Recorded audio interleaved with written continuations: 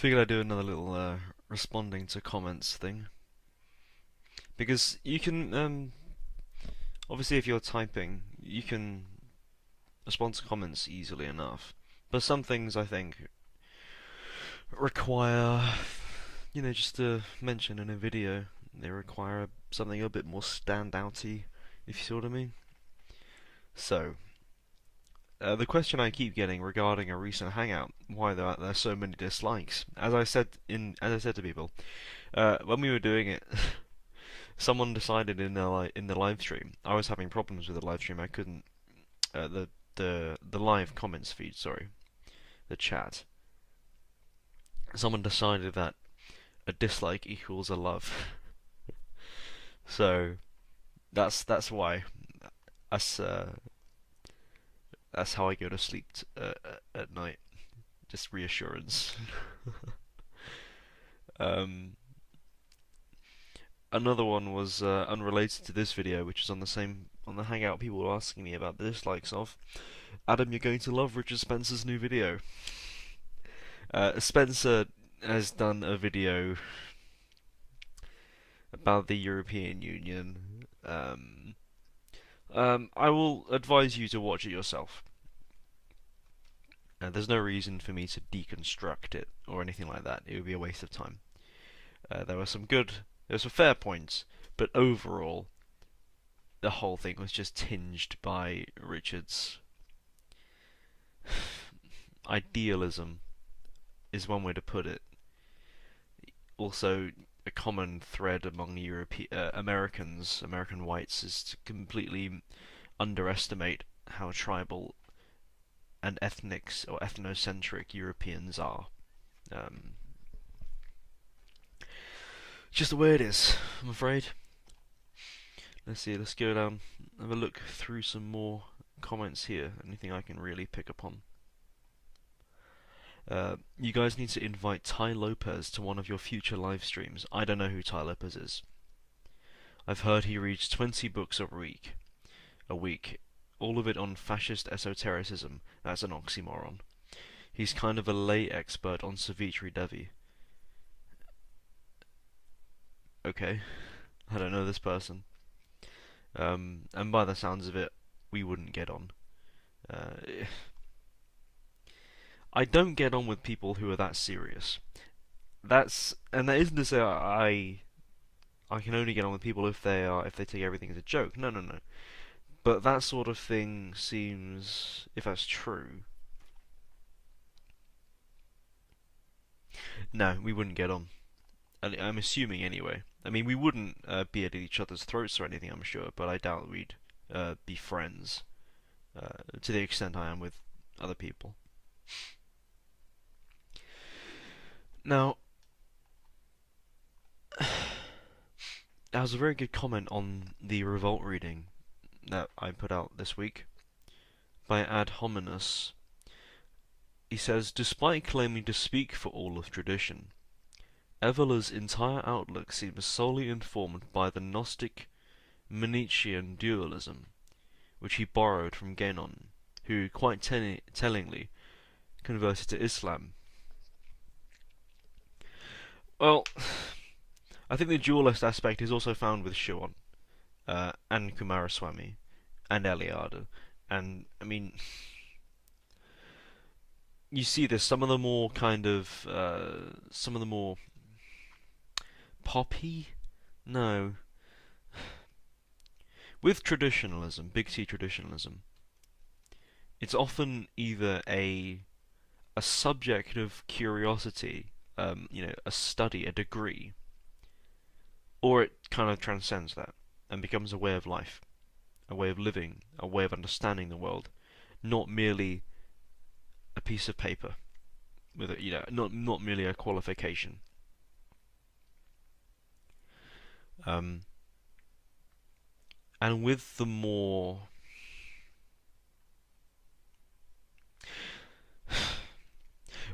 kind of the latter type of people, there is less of the dualism there. There's less of the kind of, you could say, hermeticism almost. There's a strong hermetic kind of current which flows through Evolar's thinking. Um, and it is in there in a lot of kind of newer people who you hear and read talking about this topic. But you obviously have to consider the fact that Evola was a warrior. He was a Kshatriya. He wasn't a Brahmin, as Gwenon and Shuon were. Clearly that will inform their understandings. Regarding Genon converting to Islam, yeah, this is something which has troubled me. Because I personally, I look to a lot of these kind of figures for guidance in a way. You should trust wise men. Is a basic. Gaenon's actions there do irritate me a little bit. I don't. Obviously, I'm no one to say what should he have done or otherwise, but it does seem like he kind of left. He abandoned Europe in a way. However, his caste, you can make some exceptions considering his caste, considering his character. Um, I remember reading, I think it was on Gornahor.net, that for Gaenon, his conversion to Sufism was merely because it appealed to him at a personal level. It wasn't kind of, he wasn't proclaiming Islam will take the world and will be the next big thing. Islam will take Europe or anything like that. Such currents weren't emergent at that time, and they still aren't. They never will be. Islamic Europe is an oxymoron. Um, for him, his conversion was merely, yeah, as a personal preference. I think is the way you put it, the way you described it. Just like you have Evola's personal equation. That's the sort of the framework we're dealing with here. It wasn't a kind of you could with hindsight look upon it as symbolic, but I only think that we're only doing that because of the present socio-political context. If that wasn't happening, we wouldn't really think twice about it. Shuon was a Sufi, but yeah, that's kind of he isn't known as being a Sufi really. He's known as just kind of being a mystic, as a perennialist. But Genon obviously has an influence on Evola. People then look through the lens of Evola to Genon, especially people who are involved in like politics and anti-liberalism and fascism and so on. They will look to Evola first because he is the warrior, because he is the actor, and then they will come to know Genon after that fact, which can lead to all sorts of misunderstandings regarding tradition. But therefore, their view of Genon as a person will be informed by how they understand Evola regarding Evola's life, fascism, National Socialism, and so on. And that's a mistake.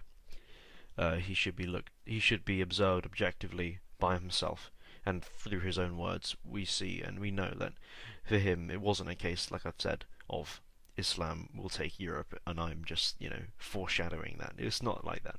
It wasn't like that. But more on that point, it can't happen. Islamic Europe is an oxymoron. The spirit of Europe, although pressed down right now and kind of deadened and very dry, brittle almost, malnourished, is still existent and it can't go away. For Islam to take Europe, one of the two, Islam or Europe, would have to go fundamentally cataclysmic change and mutation. Europe would have to almost cease being as we know it. Otherwise, Islam, or alternatively, Islam would have to enter basically a reformation to be understood by Europeans in a proper context. And going by the way Islam is as a doctrine, that isn't going to happen. There isn't going to be a reformation, at least not within the next few centuries. We did a podcast about this, about Islam in Europe, and I mentioned European Islam, which is a new kind of thing. Like basically westernized sons of Muslim immigrants are spewing. Um, they're basically just trying to universalize the kind of contemplative nature of Sufism, or kind of Shia Islam, or the more mystical aspects of Sunni Islam. That can never apply to everyone, though. That can never apply to the mass.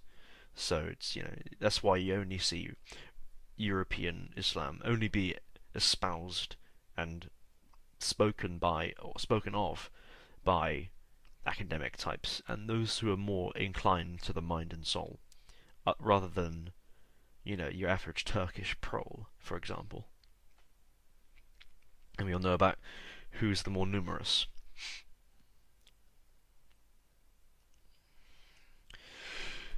Now, let's have a look down here. How long have we been going for? 10 minutes.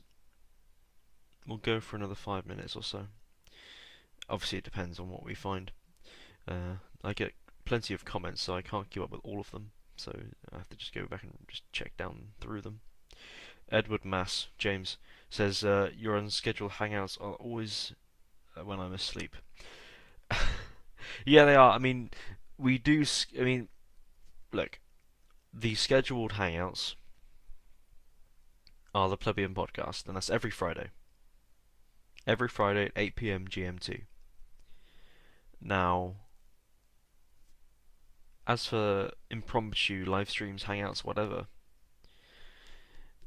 if we're both online on Skype or something, and I'm not doing anything, feel free to just ask me if you want to do a hangout, if you want to talk about something, if you want to share something, that's fine. And I mean that for really anyone I know. I can get to know people, of course, but if you want to do a hangout, just let me know. If I'm available, I will do it. If not, we can plan it and go from there.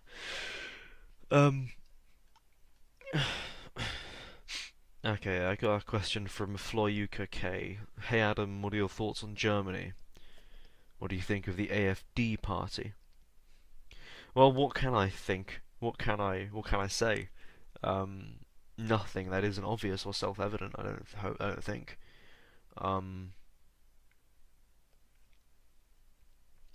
I worry about Germany. I think Germany is definitely at the center of the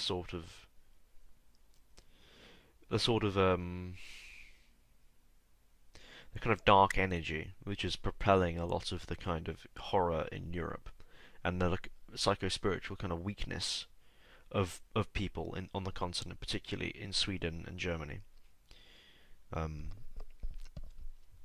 Things we're all aware of, I'm sure. Random people getting beaten up, not doing anything, just complete cuckery. But Germany seems to be at the center of it, kind of metaphysically. It seems to be it seems like the black sun has gone supernova and fallen in upon itself to form a black hole, so to speak. Which is, yeah, I don't know. I mean, this year, I've said this before, but this year, now we're kind of in summer, you will see a lot more people coming. I don't know if you'll see another million. Perhaps. But things are going to get worse before they get better. Obviously, what to do really falls upon the individual. It falls upon you and I to do what we can in life and not do the wrong things. That's what we can do, ultimately. As for what I think of the AfD, the alternative for Germany or Deutschland, they're kind of like UKIP, aren't they? Kind of centre-right populist. Whoa, maybe we shouldn't have the entire third world come to our country. Generally sensible observations. I think they will continue to grow as UKIP will. And if not them particularly, and that organisation, the kind of cultural force propelling them will obviously grow. Resistance to kind of globalism, liberalism will grow as time goes on.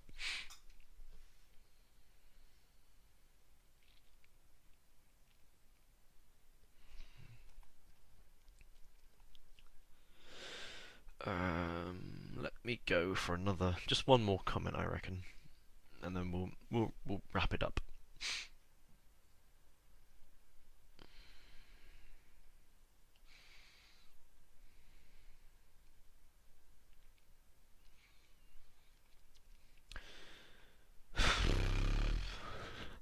Everyone keeps saying I'm much more handsome in HD. Well, fucking good. You wouldn't want it to be the opposite.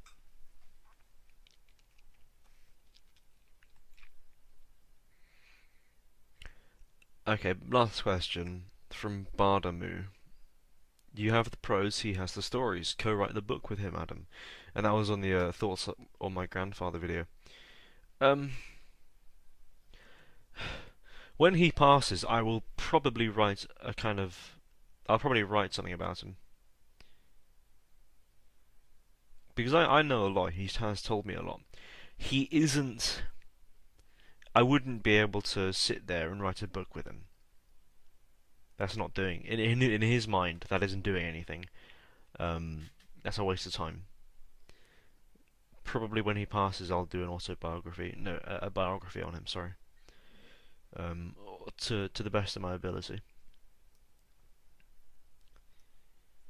Because I mean, obviously, you look at people and you know their person, their surface level, ego inspired person. But for me, it's interesting to look at the archetypes of what people represent and embody and symbolize. And my granddad, in that sense, definitely epitomizes a working Englishman in the modern world for me.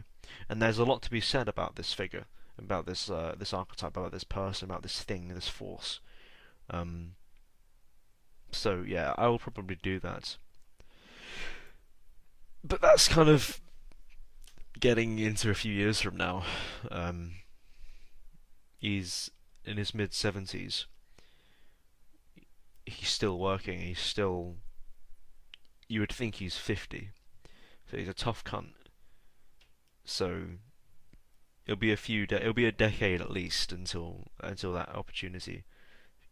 Oh, that was opportunity. No, until such a prospect becomes available. Opportunity sounds really like it's a good thing. No, but on that kind of grim note, I'll shut up. So yeah, thank you for listening.